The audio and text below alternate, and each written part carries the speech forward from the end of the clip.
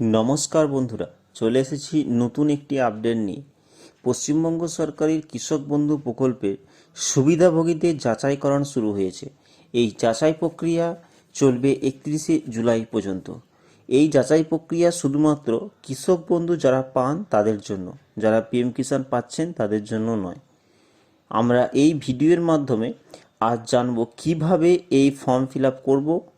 আপনারা স্ক্রিনে এই ফর্ম ফিল আপ করবো। আপনারা স্ক্রিনে এই যে ফর্মটা দেখতে পাচ্ছেন, এটা কৃষক বন্ধু প্রকল্পের ভেরিফিকেশন ফর্ম। আমি স্টেপ বাই স্টেপ এই ফর্মটা কিভাবে ফিল আপ করবেন আলোচনা করছি। স্ক্রিনে যে অ্যানেক্সচার 1 ফর্মটা দেখতে পাচ্ছেন, এই ফর্মটি আপনাদেরকে ফিল আপ করে জমা করতে হবে। এই ফর্মটা কীভাবে ফিল আপ করবেন চলুন তথ্যের বিবরণ আমরা দেখে নিই। প্রথমেই দেখতে পাচ্ছেন কৃষক বন্ধু আইডি। এখানে কৃষক বন্ধু আইডি নাম্বার আপনাকে বসাতে হবে। যদি আইডি নাম্বার আপনার কাছে থাকে তাহলে আপনি বসাবেন, না হলে আপনি সংশ্লিষ্ট যে এডিএ অফিস থেকে আপনি ওই আইডি নাম্বারটা কালেক্ট করে নিতে পারেন। এরপর দেখতে পাচ্ছেন যে সিরিয়াল নাম্বারটা আপনাদেরকে কিছু করা দরকার নেই, আপনারা ওই এডি অফিস থেকে আমরা ওটা পেয়ে যাবেন।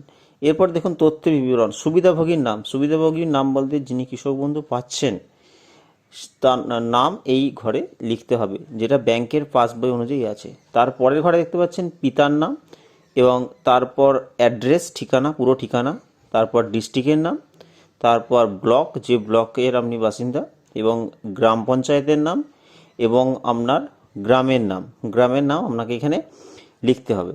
এরপর দেখুন যিনি কৃষক বন্ধু পাচ্ছেন তার ব্যাংকের বিবরণ আপনাকে লিখতে হবে। এরপর ব্রাঞ্চ বা এই ব্যাংকের নাম আপনাকে লিখতে হবে। তারপর আপনাকে দেখুন পরের ঘরে লেখা আছে আইএফএসসি কোড আপনাকে বসাতে হবে। এরপর আপনার যে ব্যাংকে আপনি কৃষক বন্ধু পাচ্ছিলেন সেই ব্যাংকের অ্যাকাউন্ট নাম্বার আপনাকে বসাতে হবে। 5 নম্বর ঘরে দেখতে পাচ্ছেন লেখা আছে আধার সংযুক্ত মোবাইল নাম্বার। এখানে আপনার আধারের সাথে যে মোবাইল নাম্বার লিঙ্ক করা আছে সেই মোবাইল নাম্বারটা আপনাকে এখানে বসাতে হবে। তারপর দেখুন আধার নাম্বার, তারপরে ভোটার নাম্বার, এপিং নাম্বার বলতে ভোটার নাম্বার, তারপরে এসি নাম্বার, আপনি কোন অ্যাসেম্বলির মধ্যে আপনি পড়ছেন সেই অ্যাসেম্বলি নাম্বার, এবং পার্ট নাম্বার, এবং তারপর সিরিয়াল নাম্বার।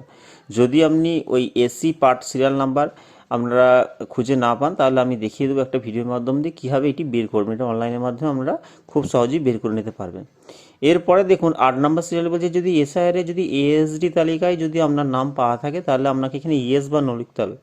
যদি আপনি এবছর ভোট দিয়ে থাকেন তাহলে এটা নো করবেন, আর যদি ভোট যদি না দিয়ে থাকেন এই বছরে তাহলে আপনাকে যে নির্দিষ্ট কারণ সেটা আপনি দেখে নেবেন। এএসডি তালিকায় যদি আপনার নাম থাকে তাহলে এটাতে আপনার ইয়েস করতে হবে, যদি না থাকে তাহলে আপনাকে নো করতে হবে। আর ওপরে 8 নম্বর কয়ের যদি আপনার অপশানটা নো হয় তাহলে বাকি অপশানগুলো আপনার কিন্তু সবগুলোই নো হবে। এরপর দেখুন চলে আসুন যে আপনার 10 নম্বর কালামটাতে, এই 10 নম্বর কালামটাতে দেখুন প্রধান পেশা, মানে যিনি কৃষক বন্ধু পাচ্ছেন সেই ওই কৃষক বন্ধু প্রকল্পের যিনি বেনিফিশিয়ারি, সেই বেনিফিশিয়ারির যিনি মানে তিনি কী ধরনের পেশার সাথে যুক্ত আছেন সেই পেশাটা আপনাকে এখানে লিখতে হবে। মানে আপনার কী ধরনের পেশার সাথে যুক্ত থাকেন, তিনি রাজ্য সরকারি যদি কর্মচারী সংস্থা মধ্য থেকে যদি কোনো কর্মচারী হয়ে থাকেন বা কোনো আপনার অন্য কোনো প্রতিষ্ঠানের সাথে যুক্ত থাকেন সেটা লিখতে হবে। এরপর দেখুন 11 নম্বরে চাষযোগ্য জমির পরিমাণ, মানে আপনি যখন কৃষক বন্ধু পাচ্ছিলেন আপনার যে জমির পরিমাণ আপনার যেটা দিয়েছিলেন সেটা আপনাকে ডিটেলসটা এখানে ফিল আপ করতে হবে। প্রথমে জেএল নাম্বার, মৌজা নাম্বার আপনাকে লিখতে হবে, খতিয়ান নাম্বার, দাগ নাম্বার, তারপরে আপনার কত একর আপনি জমি দিয়েছিলেন সেটা আপনাকে লিখতে হবে, এবং তারপরে দেখুন আরওআরের তারিখের খতিয়ান। এটা আমি বলে রাখি যে আরওআর তারিখটা কিন্তু আপনার এই সমস্ত পর্চাটা আপনার 2026-এর কারেন্ট পর্চা হতে হবে। কী করে 2026-এর কারেন্ট পর্চা বার করবেন আমি একটা ভিডিওর মাধ্যমে আমি আপলোড করেছি, আপনারা চাইলে ওটা দেখে নিতে পারেন। এরপর আপনারা দেখুন মানে জমি দখলের দলিল, মানে আপনি জমিটা কীভাবে পেয়েছেন, কার কাছ থেকে পেয়েছেন, নিজে কিনেছেন না উত্তরাধিকার সূত্রে পেয়েছেন সেটা আপনাকে দিতে হবে।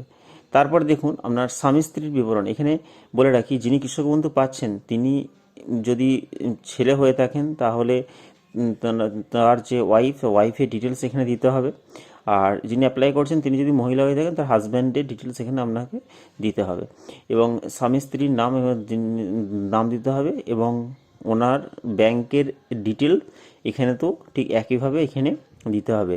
ব্যাংকের নাম, তারপর হচ্ছে আপনার IFSC code, bank account number, Aadhaar সংযুক্ত mobile number, Aadhaar number, EPIC number, part number, serial number, এগুলো আপনাকে দিতে হবে। এবং এইখানে এই যে সব মানে আমরা জেরক্সগুলো যেটা ডিটেলসগুলো যেগুলো দিচ্ছেন, এগুলো সবগুলোই কিন্তু আপনাকে জেরক্স কপিও আপনাকে দিতে হবে। এবার যিনি অ্যাপ্লাই করছেন তার যিনি হাজব্যান্ড ওয়াইফের মধ্যে মানে দুজনেই যদি কৃষক বন্ধু পেয়ে থাকেন তাহলে ইয়েস করবেন, আর যদি না থাকে তাহলে এটাতে নো করবেন। আর একইভাবে আপনার এএসডি তালিকায় যদি নাম থাকে তাহলে সেটা এটা ইয়েস, আর যদি না যদি থাকে তাহলে নো। আর ওনারও পেশার কী করেন সেটা দিতে হবে। এরপর এখানে যিনি অ্যাপ্লাই করছেন তাকে একটা সিগনেচার করতে হবে, সই করতে হবে। এবং এটা সই করার পর এর সাথে যে ডকুমেন্টসগুলো দিতে হবে সেটা হচ্ছে যিনি বেনিফিশিয়ারি তার আধার কার্ড, ভোটার কার্ড, ব্যাংকের অ্যাকাউন্টের জেরক্স এবং পাসপোর্ট ছবি এবং জমির পর্চা, যেটা কারেন্ট 2026-এর পর্চা হতে হবে।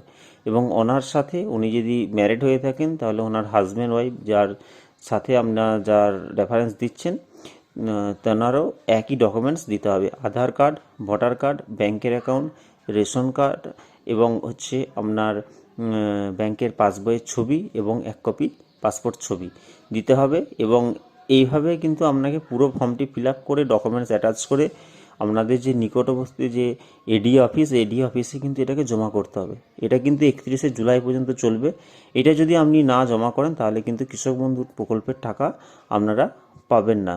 তাই অতি সত্বর ফর্মটা ফিল আপ করে আপনারা এটা জমা করুন। আর এই আমার ভিডিও ডিসক্রিপশন বক্সে আমার লিঙ্ক দেওয়া থাকছে, আপনারা চাইলে সেখান থেকে এটি ডাউনলোড করে নিতে পারেন। ধন্যবাদ। এরকম আরও ভিডিওর আপডেট পেতে আপনারা চ্যানেলটাকে লাইক, শেয়ার, কমেন্ট এবং সাবস্ক্রাইব করুন।